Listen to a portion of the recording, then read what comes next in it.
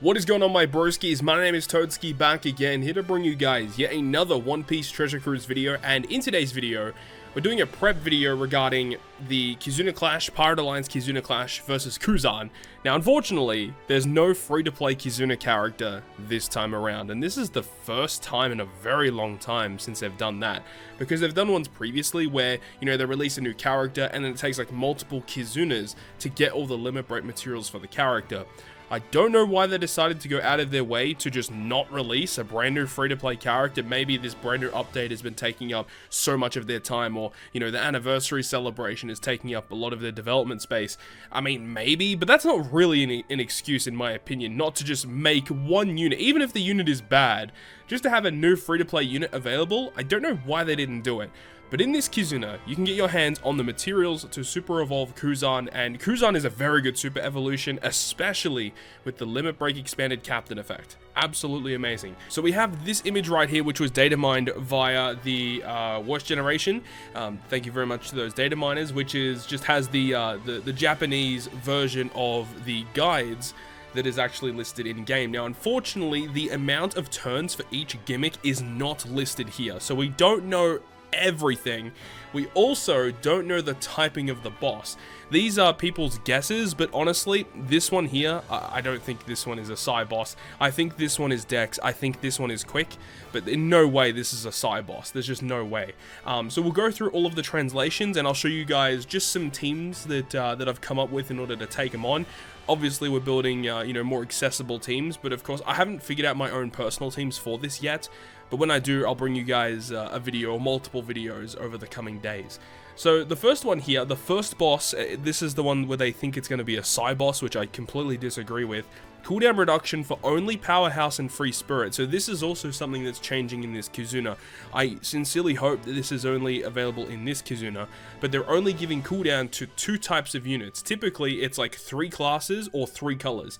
Now, in this Kizuna, it's just 2 of a unit. So you can see that there's 2 icons there, 2 icons here, and then there's only 2 for this one as well. I don't know why they're doing it. It's so stupid. But on stage 2, you get given a random turn of attack down. I assume it's going to be maybe 3 or 4 turns. Stage 3, you get a full board of block slots. He has resilience, and after a certain HP value, he'll get additional turns of resilience, and he'll bind your right column for a certain amount of time, probably 5 to 8 turns, probably in that realm.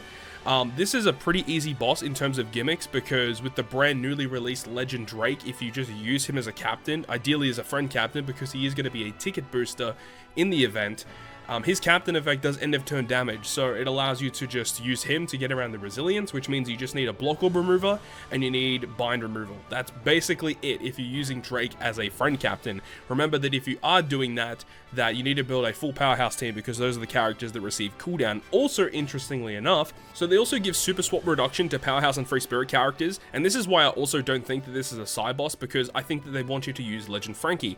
Legend Frankie in his Psy variation removes attack down, and because you have super swap completely maxed out, when you reach the final boss stage, you can switch into the Dex variation, and that is why I think that this boss is going to be a quick boss, which means that you'll have a quick, a Dex, and a strength boss. It makes perfect sense. I doubt it'll be any other color. That's just my educated guess. But let's go into the team builder that I have here. Now, just note that this Drake is not the actual Drake, not Legend Drake. This is a free-to-play unit, because the Legend Drake is not in the damage calculator yet, so I just want to put it out there just in case if you guys are wondering. But this dual Kaido Big Mom is really good as a captain, 4.25 captain, really good. And there is a non-free-to-play unit, but we'll talk about that. But also makes strength, Dex, and quick characters will get strength and Dex slots matching. Their special ability will essentially give you a full board of matching slots. It actually reduces bind, but obviously if the right column is binded, it doesn't matter, but it's a really big orb booster. Drake is your dedicated attack booster and chain boundary effect. You got color affinity with Whitebeard, full board of matching slots once again with Cracker. He does get rid of block slots, which is pretty important. You've got the Hody Jones, which gets rid of bind, and then you've got Page 1, which can get rid of up to 5 turns of attack down. So Page 1 is obviously not free to play. You just want him replaced with an attack down remover if you are going to be running a team similar to this. If you have Legends, definitely use that. It's going to be way more powerful. But either way, in terms of raw free to play, this actually should be able to output like millions of damage. This is going to do a lot of damage to the enemy. Just not as optimal as, you know, having rare recruits and legends on your team. The second variation is going to be the Dex Variation, where they want you to use powerhouse and slasher characters. So obviously strength powerhouse or strength slasher are going to be super optimal here. Stage 2, there is a certain amount of turns of Rainbow Shield, % damage reduction. I assume it's going to be 3 to 4 turns. It could be 5 turns, but I think around 4 turns is give or take is what you should be expecting. Stage 3, you actually get given a health cut. Also, special reverse for the top row, special reverse for the middle and the bottom row. Your special will be locked, so that means that your specials cannot be reduced through natural cooldown. You actually have to use a special cooldown special to reduce your character's cooldowns. So once again, special reverse mechanics are going to be important. You get a full board of bomb slots and they're treated as badly matching for a certain amount of time, so just having some type of orb manipulation is useful. And after a certain HP threshold, he just applies additional special reverse on top of what you're already given. Also, your attack is going to be lowered if you have below a certain chain multiplier. So in terms of free to play for this is actually pretty easy. Now, we're using Kaido Big Mom as a captain again because they're very good free to play captains. Plus, they've got a great special that synergizes well with Drake. You've got an attack boost, a chain boundary, and orb boost just with 2 units. You got Jack here, who's really good because he actually gets you the ability to get color affinity for your powerhouse units. And then Marigold here allows you to get a delayed conditional boost and also removes the Rainbow Shield on stage 2. And in terms of the special reverse, remember that Legend X Drake as a captain gets rid of any special reverse by up to 10 turns. So even past the HP threshold, Drake is going to be still used as a captain to resist the special reverse. And the last 2 units here can literally be whatever you want because these units deal with all of the gimmicks. Luckily, Drake helps a lot here, of course. So these last 2 units can just be like point boosters or you know, boosted units in the event to just give you more damage. There's no chain boosters here, so you could potentially put a chain boost on top of that if you have one applicable in your account.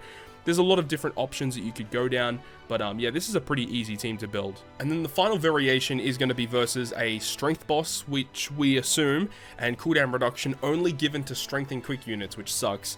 Stage 2, you're given a certain amount of special bind. Again, give or take 4 turns is what you should be expecting. Stage 3, all beneficial buffs are gone, including accumulated values.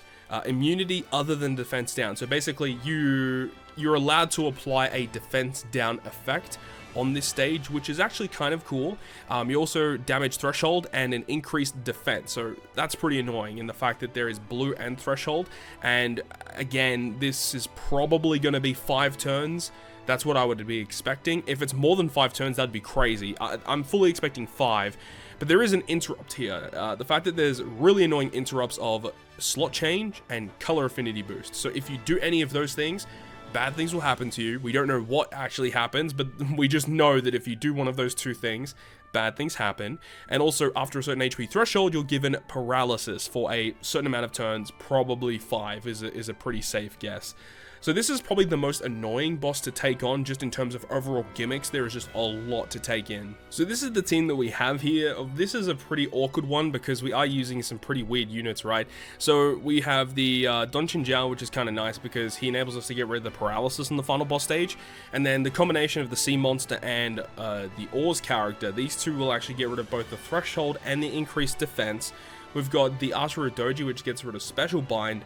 But realistically, if you're able to get through stage 2 without launching a special, so if you get like a matching slot on your X Drake, that's going to be awesome because it means he has rainbow affinity on stage 2, so he'll just blitz that stage by himself. And then you could save Ashura Doji for the final stage, and if you have his level 2 special, his stage 2 special, he gets rid of the threshold, he actually reduces enemy defense by 100%, you get a conditional boost, and he's great. Like, this guy's actually really good. He removes that special bind as well, so you could use him.